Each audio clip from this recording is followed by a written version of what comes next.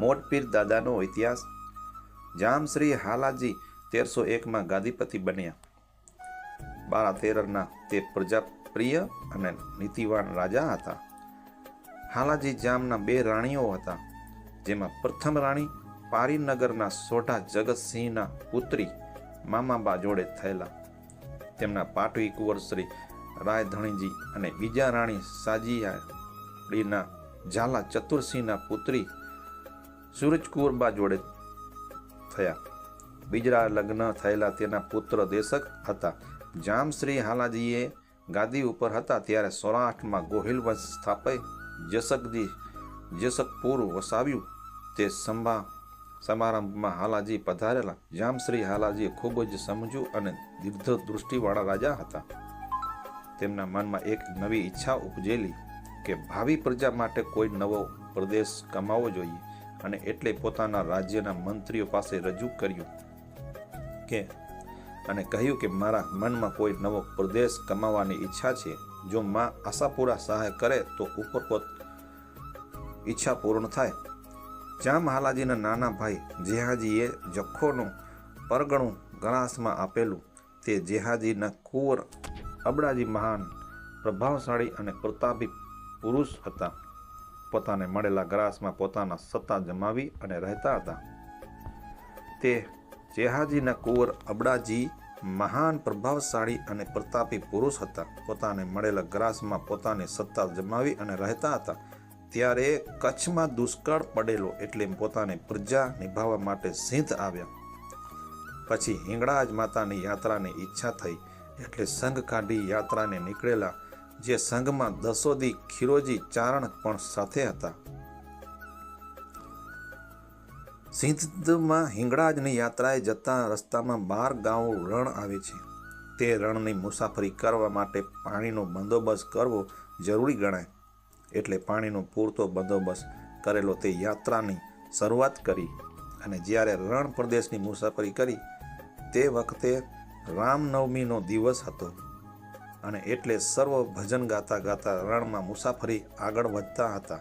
તે સમયે રણમાં અર્ધક પહોંચ્યા હશે ત્યારે રાત પડી અને સાથોસાથ પાણી પણ ખૂટી ગયેલું, એટલે રણમાં રાત્રિ વિતાવવાને જે જગ્યાઓ વિશ્રામ કરી રહ્યા હતા ત્યાં સંઘમાં યાત્રાળુઓએ કહ્યું, બાપુ પાણી ખલાસ થઈ ગયું છે, તો હવે શું કરશું?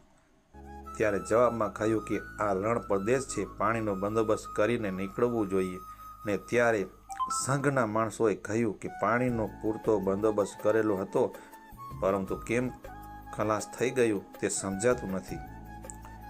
ત્યારે અબડાજીએ કહ્યું કે ઈશ્વરનું સ્મરણ કરો અને પાણીનો બંદોબસ્ત થાય તો ભલે।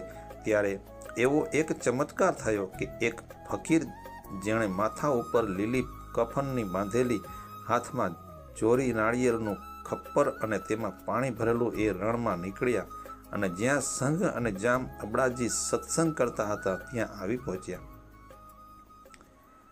ત્યારે જામ અબડાજીએ આ સાંઈની ખૂબ જ આગવતા સ્વાગત કરી, ગાંજાની ચલમ બનાવી પીવડાવી।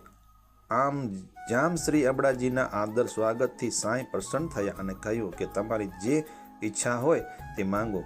ત્યારે અબડાજીએ કહ્યું કે અમારા સંઘમાં પાણીની ખૂબ જ ખેંચ છે, અને આપ જો કંઈ પ્રબંધ કરો તો સારું। ત્યારે સાંઈએ કહ્યું કે અહીં ખાડો ખોદો। ત્યારે ખાડો ખોદવામાં આવ્યો, એટલે તે ખાડામાં સાંઈએ પોતાના ખપ્પરમાંથી પાણી તેમાં રેડ્યું। ખાડો ભરાઈ ગયો અને પાણી તેમાંથી ચાલવા લાગ્યું। આમ રણમાં વહેલ ચાલી નીકળ્યું, અને સાંઈએ કહ્યું કે હવે આમાંથી તમે પાણી ભરી લો। ત્યારે સંઘના સર્વોએ તે સાધનોથી પાણી ભરવા લાગ્યા, અને જોઈતું સઘળું પાણી બંધોએ પોતાના સાધનો ભરી લીધા, અને ખૂબ જ સંતુષ્ટ રીતે પાણી પી લીધું, પણ પાણી ખૂટ્યું નહીં। આવો ચમત્કાર સર્વે જોયો ત્યારે ખીરાજી ચારણે અબડાજીને કહ્યું કે આ સાંઈ કોઈ મહાન પુરુષ છે, અને ઈશ્વર ઈચ્છા હશે અને તે પ્રસન્ન થશે તો તમારે જે સંતાનની ખોટ ન રહે અને તમને સતની થાય, શાંતિ થાય। ત્યારે અબડાજીએ કહ્યું કે હે આપ જેવા મહાન પુરુષના ભેટા થયા અને મારું દુઃખ દૂર ન થાય તો મારા કર્મનો દોષ પારસમણીનો સંગ થાય, છતાં દરિદ્રતાનું રહે તો ભાગ્યનો દોષ। સાંઈએ અબડાજીને કહ્યું તમારી શી ઈચ્છા છે તે જણાવો। ત્યારે અબડાજીએ કહ્યું કે મારે ત્યાં સંતાનની ખોટ છે. તમારા જેવા સાધુ મહાત્માની કૃપાથી અંધન ખૂબ છે, પરંતુ તેને ભોગવાવાળા મારો પાછળ કોઈ નથી. ત્યારે સાંઈએ કહ્યું, હે અબડાજી, તમારા ભાગીમાં 2.5 પુત્રો લખેલા છે. ત્યારે અબડાજીએ કહ્યું, મહાત્મા, 1 2 3 4 એમ હોય, પરંતુ 2.5 પુત્રો એનો અર્થ શું થાય? ત્યારે પ્રત્યુત્તરમાં સાંઈએ જણાવ્યું કે 2 પુત્રોની કીર્તિ તો જ્યાં સુધી તેની કીર્તિ અમર રહેશે, અને 1 પુત્ર સાધારણ થશે, એટલે કે યુદ્ધમાં કામ આવશે. મેં 2.5 પુત્રો કહ્યા. તે પ્રમાણે ઈશ્વર ઈચ્છાથી અબડાજીને ત્યાં ચાવડી રાણી સોહાગને સારા દિવસો દેખાવા લાગ્યા.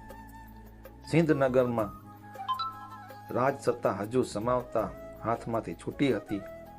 નગરસેમની ગાદી પર આ વખત જામ ગાવની લાખાણી હતો. જામ જેહાજી પુત્ર અબડો પોતાના ભાઈઓ સાથે લાખિયાવીરમાં રહેતો હતો.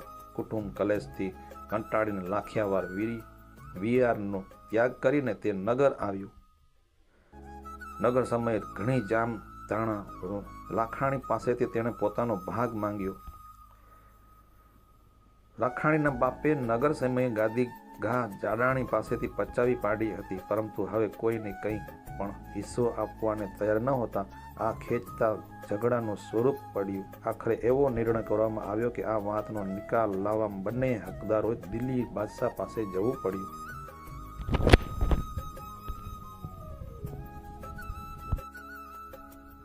આગળનો ભાગ હવે આગલા એપિસોડ